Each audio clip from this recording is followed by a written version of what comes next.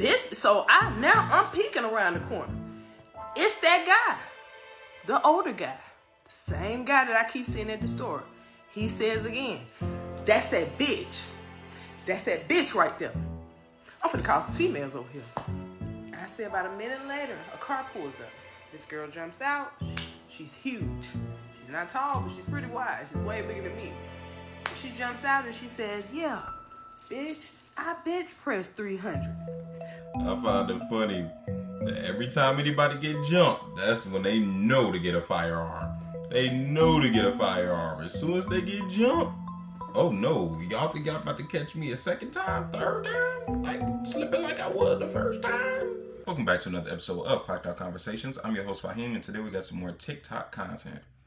I was set up by my coworker and jumped by 2 guys and 3 females. I'm not here to waste your time. Like, comment, and subscribe if you want to see more, and let's get into it. I was set up by my coworker and jumped by 2 men and 3 girls. So let me tell you how it went. I'm at this job. I'm in a rural area in Alabama. I meet this guy. Long story short, they have a layoff. So supposedly he's not from there. I'm not from there. My uncle always told me before he died, never deal with the people from there. So this guy, my coworker, he calls and he says, hey, we're having game night, playing spades. You know, we're going to be drinking. You should come over. So mind you, it was like middle of the day, summertime. My first mind said no, but I'm like, why not? He wanted me to come along, but something told me to take my roommate. So we leave. We're there. We walk in. It's a middle-aged couple at the time. And another guy, my coworker, me, my roommate. So we're playing spades. They have everything that I like there. They got the Bud Light line. They got the 3, the 1800, everything that I like to drink. So we're playing spades. Everything is cool. We're talking junk. Next thing I know, they say, hey, let's go outside and play in the garage so we can see some sun. I'm like, okay, cool. So we out there. Now we're drinking. We're playing cards. Me and my roommate, we're going against the older couple. We're smacking cards, talking junk. Next thing I know, my intuition says, get your stuff and leave. But I wait. I say about a minute later, a car pulls up. This girl jumps out. She's huge. She's not tall, but she's pretty wide. She's way bigger than me. And she jumps out and she says, yeah, bitch, I bench press 300. So I'm looking at my roommate because I'm like, what the heck? What is going on? Who's she talking to? Next thing I know, the lady that we're playing with, she proceeds to stand up with the beer bottle, and she got ready to hit me across my face. Now, I'm not paying attention because I'm so distracted by looking at the girl and what she's saying, but my roommate see it. So my roommate steps in the way. They hit her first. Next thing I know, they all bum rush us. They literally barricade us in the garage. They're beating us. The big girl I'm telling you about, I can remember her taking my hair and wrapping it in her hands and just beating me. Am I missing something? Was I just not paying attention? Why are they jumping them again? Like, why is this happening right now? The guys as well. They're not hitting me in my face, but the guys are body shots. And at the time, you know, that'd be me and my roommate. And by the grace of God, I brought my roommate with me because she was literally trying to shield me from getting beat. Then they started to tell, this goes on for a while. Once it's over, they basically tell me that they're keeping me here. So I'm like, what is going on? Like, what's going on? Me and my roommate, we so confused. They tell my roommate she can go. But she's like, no, she's not staying here. She's not staying here because if I leave, I'm calling the police. So they started to tell me that I owe them money, but I'm confused because, like I said, I don't know these people. I'm not from here. We said in the last video, it just didn't make sense. I didn't know these people. They didn't know me. I'm not even from here. And to reiterate on things that were said before, I said that my uncle always told me never to deal with the people in that place, and I didn't have any people from there. My uncle had moved to Alabama and bought land in Alabama. We still didn't have any family there, but my uncle had passed. But before he passed, he told me never deal with these people because they are very jealous people, and they do bad things with no cause. This is just what he told me. So it was my duty to listen, but I didn't. So once they let us go after they beat us, I couldn't understand why this had happened. Now let's back up. 6 months prior, I had a friend there. a friend that told me that her family, they do taxes, woo, woo, woo, and you can go here and get your taxes done. Mind you, these people knew that I wasn't from there and they knew I didn't have family there. So the guy that did my taxes, it was all set up to take all of my money, and it was supposed to be nothing that I could do about it. And as they did that. So long story short, I got my roommate mom to pretend to be my mom so that she could go and get my money back for me that he had took from me. Because basically, when I went to see where my money went, it showed me exactly where it went, whose account it went into, and everything. So when she went up there, in my defense, I'm with her, and she's saying, this is my daughter's money. If you don't give her if you do not give her the money today, that's hers. I'm going to call the necessary people to get your business shut down and everything. So immediately he was very apologetic. We immediately go to the bank. As I said, he had my money deposited into his account, so he had to cut me a check. We had to get a check cut at the bank. So I get my money back. Now I'm moving on with life. I'm not even thinking about this. All of this happened because they had already planned to pay different people for whatever reason with my money. So when I took my money back, they had to let the people know where the money went for whatever scam he had going on. And now these people wanted whoever had the money, which was me, but it was really my money. So now that wasn't the last time I seen these people jumping on me. There were other occasions where this so-called friend that pointed me in that direction, that they basically knew that I was going to get jumped on several other occasions. So again, I said in the last video, this was not the last time that I seen these people and that they tried to jump on me. So all of this happened in a small town called Lincoln. And just to go over something in the last video, no, I did not play cards with the same guy that took my money. No, the guy that took my money had set up something with the guy that was my coworker. But my coworker was supposedly from another state. He was from Florida. But in actuality, he was from Alabama, pretending to be from Florida. And it was all a setup. I didn't even know that they knew each other. As I said, all of this happened in a small town called Lincoln. So let's fast forward. Now, I don't even hang in Lincoln. I actually have a place, but it's in another part, not Lincoln. So now I'm in Talladega, Alabama. So every time I go to the store, I say about 3 or 4 times I went to the store, I've run into this older guy, this older man. I mean, he could be about, I say like 60, maybe 50, 60 years old. And every time I see him at the store, he's saying, yeah, I'm going to get them girls to get you. I'm going to get them girls to get you. So I'm like, what are you talking about? At this point, after they jumped on me, now that was my cue to always carry. Now I ain't scared of nothing. I'm just trying to figure out what's going on, you know. That was your cue to always carry? Sweetheart, you supposed to carry whether it's a Q or a B or a G or whatever letter you want to use. You supposed to carry at all times, okay? You not about to wait to jump on me to see if to see if I'm carrying to start carrying. Oh no. We're gonna be carrying the entire way, okay? Let's keep going. But I can't leave. It's not like I know people saying, why didn't you just leave? Because I moved.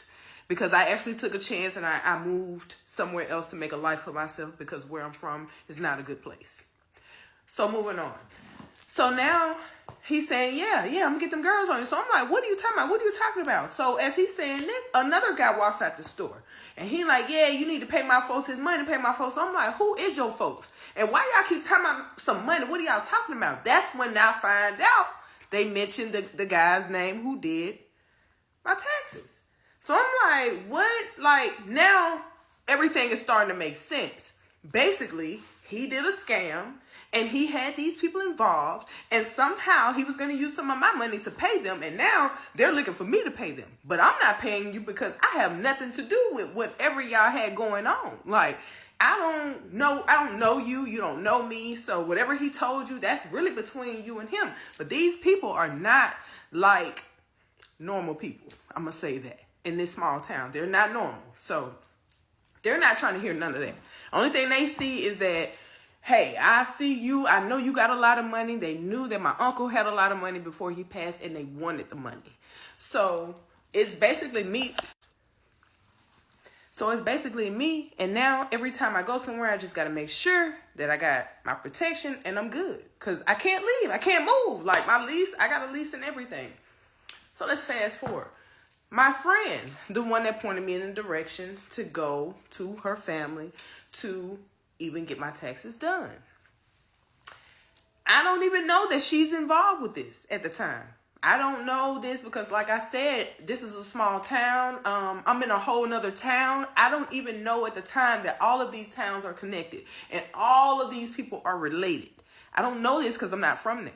So the friend tells me, hey, they're doing a video shoot. You should come through. You know, everybody's going to be in the video. It's going to be food. It's going to be drinks. So as I said, that was how I got set up before. Now I'm on alert. Like, you know, even though I don't know that my friend has anything to do with it, I'm just on alert now because I got jumped from if anybody tells me come somewhere and we're drinking. So I don't come alone. I have my friend, one of my friends that I met. She's actually from California, but she was new there. So me and her, we were cool. I have another friend that I was friends with from the military. But she actually lived in another small town around there. So we got together and we were all hanging out. So I'm like, hey, you know, my friend said there's a video shoot. Y'all want to ride with me? They like, yeah, let's go. You know, because I've learned now. I'm not going anywhere by myself. And I'm ready. So we get to the video shoot. I can kind of tell when I pulled up, the energy is like something is saying, don't get out the car. And by this point, I listen to my intuition and I don't trust nothing. I find it funny that every time anybody get jumped, that's when they know to get a firearm. They know to get a firearm. As soon as they get jumped, oh no, y'all think y'all about to catch me a second time, third time? Like slipping like I was the first time? I think not. They go ahead and strap up. Let's keep going. So I'm sitting in the car. So my friend from Cali, I'm going to say Cali and the girl from the military. So they like ready to party. Like, what's up? Come on, let's get out. Let's get in the car. Let's go party. I'm like, hold up, wait. Now we done met up with my friend, the one that invited me here. So she's telling me, yeah, come on, y'all, get out the car. They doing the video shoot over there. Woo, woo, woo. Now I see the older guy. The older guy that keeps stopping me at the store, talking about he's going to get some girls on me. I see him. Not only do I see him, the girl from Cali says, hey. She calls my name. Who is that right there? Keep pointing at you. So I'm like, who? It's the guy I'm looking at. I already got eyes on him. So she's like, what he pointing at you for? Now, Cali, the girl from Cali, they had jumped on her. But the difference was she hurt a couple people, right? And they ended up having to go, you know, a lot of things happened behind that. But aside, that's her story to tell. But so she wasn't afraid and she knew what these people were about. So she was ready and she knew that I was a good person. So she was ready to defend me. But I'm thinking at this point, no, we're not going to, you know, battle because it's too many of them. It's not enough of us. We're just going to leave if that's the issue and what's going on. So now that I got eyes on him, I see him walking closer to my car saying, that's that bitch. Point at me. That's that bitch right there. Yeah, I'm about to call these females up here. The females are basically already here. So as he's pointing at me, now he's pointing behind my car because they're coming in by the carloads. Who is this dude that's just doing this pointing? I'm just picturing in my mind an old man that's just, yeah, that's that B word over there that didn't take my money. That's what I'm thinking of. But for some reason, I got a feeling that it is not an old man at all. But let's keep going. I mean, it's 3, 4, 5 cars. They're coming in by the carloads and they're coming towards us. So I tell my homegirl, say, hey, get in the car. Now my homegirl at the car, the one that invited me, she's there like, man, what's up? What's up? I immediately pull off on her. No explanation. Bag up. At this point, I don't trust nobody. Now I'm out of here. So now my homegirl from Cali, she's basically breaking it down like, hey, they was finna set you up. Like, they was about to set you up. So I'm like, whoa, you know. Now I'm thinking about it, I'm like, yeah, it kind of seemed like that. But I don't want to think like this about my friend because, like I said, my friend ain't never showed me no type of, you know, none of that. But at this point, it's just all, it's all coming together. So basically, We leave. We get out of there. Basically, I ended up just, if only you knew. Just imagine a whole field. We're in the country. It's a whole field of grass and a bunch of people about to have a video shoot. I mean, a lot of people in cars coming towards me. I take off. At this point, I don't care who's in the way. Anybody can get it. Ain't no kids out here. That's all I know. It's all grown people, so I'm not worried about who I hit. So I scare out the way. I'm out. So as I said, my friend, now that I think about it, my friend, she never called to say, hey, dang, you left so fast. She never said anything. All she was saying was, oh, where y'all going? When I got ready to pull off. Now let's fast forward. Okay, so months has passed by, and at this point, I'm like, I need to get out of this area, period. Like, they got a lot going on. Just let me get out of the way. So I moved. I moved to Birmingham. Okay, but I ended up coming back down because, as I said, my uncle had land down in that area. So a couple years later, I come down and I actually go and see somebody that, I used to know down there, basically. A guy I used to date. I'm going to say that. So I go and I see him, but it's nothing like that. I'm just actually seeing him because it's been years since I've seen him. Also, he helped me to not get prison time. I'll say that but that's another story to tell. So I go and see him. I have a lot of... Sister, it's a whole lot of other stories to tell. What's up with all these other stories to tell? I'm interested in these side quests that you're referring to. I go and see him. We're sitting, we're talking, and basically, there's a knock on the door. So I tell him, I said, hey, whoever it is, don't tell nobody that I'm here. And one thing I knew about this town is that if you are a new person, they can't wait to tell somebody, hey, I got the new girl here, because everybody knows you. If you're new, when you come to a small town, you're a hot commodity. So not only that, they hated me too. They loved me and some of them hated me. So he like, all right, cool. So I go in the other room. But something tells me, no, I go to the bathroom. But something tells me to listen, to see what he's saying. Because, I just feel like he's going to say that you're in here. So I listen. He think I'm using the bathroom. I'm listening. He not only tells him that, yeah, I got this chick over here, woo. The guy like, oh, who you got in there? Let me see. Is she bad? He's like, yeah, she real bad. He pulled my picture up on Facebook. I hear it. And he like, this? So I'm peeking around the corner. It's that guy, the older guy, the same guy that I keep seeing at the store. He says again, that's that bitch. That's that bitch right there. I'm finna call some females over here. Mind you, I'm in the country. I'm parked in his house, and where he's parked, where his house is, the houses are very close together. It's not a big backyard. It's kind of hard to get out. It's real muddy. I had a Charger at the time. At this point, I'm blocked in because now I'm looking. I'm trying to figure out how am I about to get out of here. My car is blocked in by the older guy. So he on the phone. So like I said before, I'm in the house. I'm in here. I'm still. From this point on, I'm referring to this sister as Erica Badu. That is right, Erica Badu. Let's keep going. I see the old man. He don't see me though. So now I got to figure out how am I going to get out? I got to get out of here. I'm in the bathroom. The window is stuck. I don't know if it's painted. It's stuck. So now I'm trying to go through this house. And like I said, I haven't been out. This is my first time in his house. Even living in this location. It's been years since I've seen him. So I don't know my way around this house. So now I go to another room. I see a window, but my intuition says find the back door. So I scrambled through the house because, like I said, I only know one way I came in, and they are in the living room. So once I finally find the back door. But I don't know if y'all remember these old TVs. It was like a floor model TV, but they were really, really heavy, like the first TV ever built. They were really, really heavy. So he had one of those and like one of those big, huge speakers on top of it. Plus, it's a plank on the door. Because in Alabama, it's like in the country, a lot of those houses, it's weird. So they don't want anybody coming and kicking in their back door. So he had one of those. So long story short, I got to try to lift this plank and move this big heavy TV with this big speaker on top. So as I do this, I find the strength of 10 men and lift this up and move this just a little bit so I can kind of squeeze my body out to get out the back door. But by this time, they hear me. So I can hear the older guys say, what you doing back there, cub? What's up? What you doing back there? So by this time, my adrenaline is rushing even more to just, I don't feel no pain. I just squeeze through this little crack, squeeze through between the door and the TV, squeezed through the door, got out. Now, by this point, I'm in the backyard. Now, in Alabama, in some places, the mud is kind of like quicksand.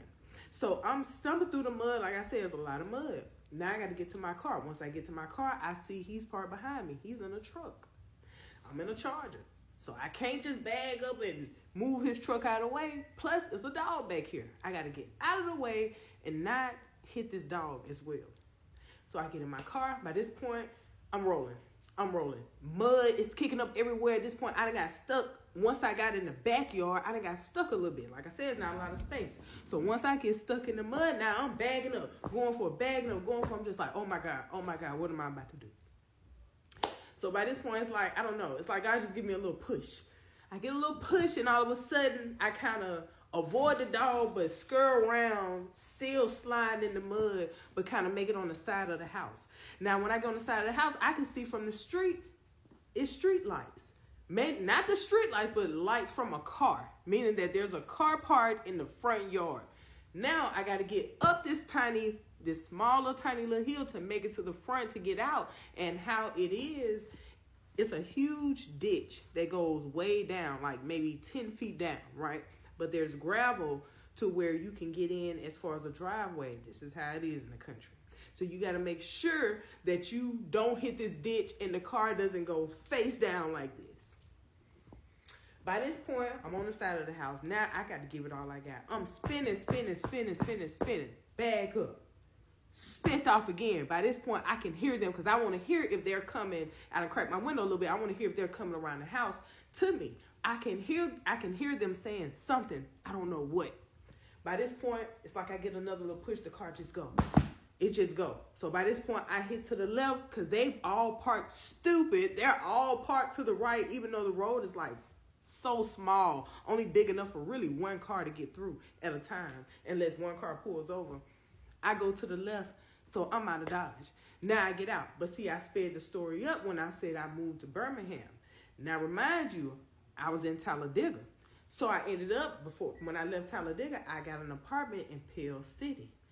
Now that I'm in Pell City, I got a brand new job. Pell City is where a lot of people live. So I just knew they wouldn't come that way. You know, it was a whole different, it was like Pell City was more kind of city-like, but it was still country. But they did have businesses and stuff like that there. So now I'm here, I'm thinking I'm safe. I haven't heard from these people in a while. I got a new job, everything's good. I decided to take my brothers to the beach. So we all go to the beach, me and my brothers, my roommate. We all go to the beach. We get back from the beach.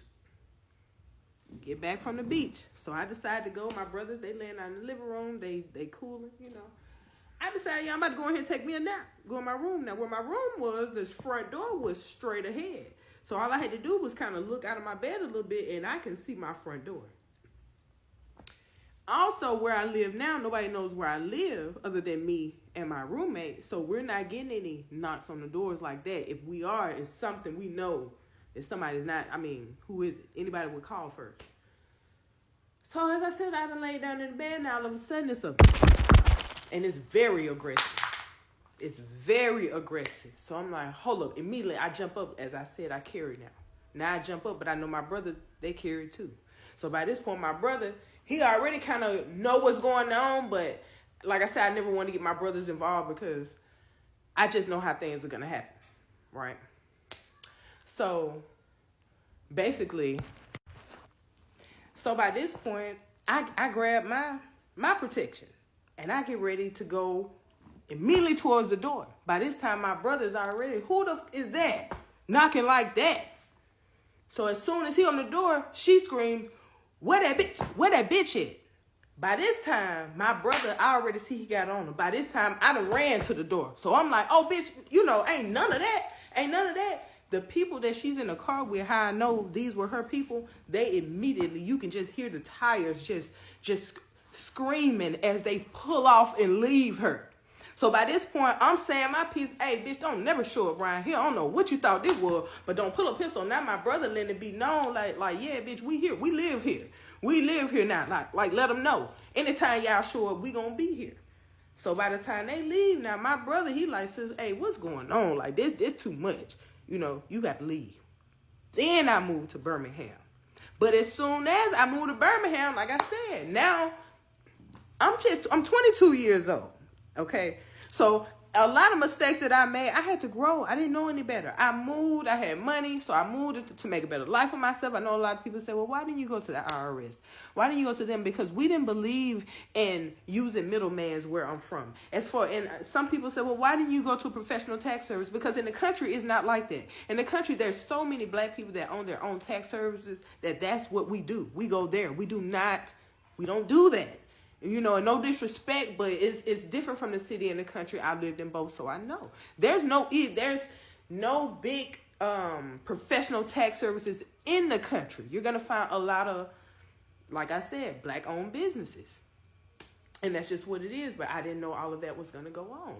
No, I did not call the police because I had called the police when something happened to me prior there, and the police took me to jail. And how it works there, if you go to jail, they have no bail bond. It's called a cash bond. So anytime a person goes to jail, you're paying anywhere from $2,000 at the minimum or more to get out. And that's just the way it goes in a small town. So no, nobody's calling the police to handle anything they got going on. We don't believe in doing that. We believe in handling ourselves, and I believe in karma. And as I said, these people got some of the worst karma that you could ever imagine, because years later, I say, and once I left there, I moved to Birmingham. Now, once I moved to Birmingham and I've let all of this go, now all of a sudden, what do I see around Christmas time? I'm in Mississippi chilling with my family. But I get a call telling me to look at something. Basically, their house had burned down. The day before Christmas, the house burned down. They lost everything. So I really don't believe in getting people back. I know a lot of people say, well, just get back. I believe in letting the universe work for me. And like I said, the things that they went through, and a lot of them are still going through things they could never, I could have never handled it the way that they did. Like, these people were homeless and everything for a long time and went through a lot. And if you see them now, they do not look the same. Now, fast forward, I moved to Birmingham. But once I moved to Birmingham, I immediately meet this guy who falls in love with me from the first day he seen me. And I needed a place to stay.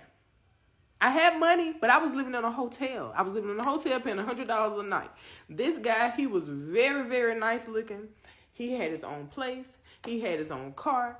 And as a matter of fact, he pointed me in a direction to get me a very good job, making $25 an hour. So he says, hey, you can come and live with me. You can live with me. You don't have to go and spend all this money on a hotel. I'm like, okay, cool. He ends up getting shot in the head. So all while I'm there, I knew something was going on. And I kept saying, if you got something going on, let me know, because I'm letting you know that if somebody come here looking for you, the only person that's going to be left standing is going to be me. So you need to let me know whatever it is that you got going on. But he kept saying, So what do you guys think about the story time? I think that this story time, it has its ups, it has its downs. It was kind of confusing in the beginning because it just seemed like she had some people that just wanted to beat her up for no reason. But apparently it seemed like a situation where she was inadvertently involved in some kind of tax scam. And those people who were involved in it that wanted their money thought that she was a part of it. Probably even realized that she wasn't, but because they're criminals, they still wanted her money. And so she had to go through an entire tale about her defending herself and her brother getting involved and whatnot.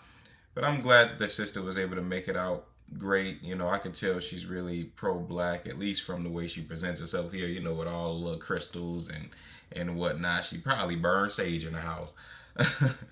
But yeah, I'm glad that she was able to make it out perfectly fine. I'm glad that she was able to grow from her experiences.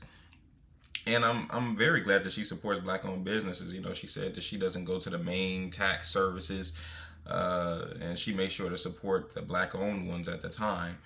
I think that that's a beautiful thing. Even though in this situation it didn't pan out correctly for her, that's not indicative of black businesses as a whole. We know that. But tell me what you guys think down below. Do you guys think that she did well by learning her lessons and moving around and pivoting the ways that she felt was necessary in order for her to be here now? Or do you think that she could have made better decisions in the past where she wouldn't have had to deal with a lot of those different kinds of people that she was dealing with that caused her to be in a situation where she was basically evading criminals that were trying to steal money from her? Let me know. Thank you for tuning into this Clocked Out Conversation. Like, comment, and subscribe if you want to see more, and I will see you in the next one. Peace.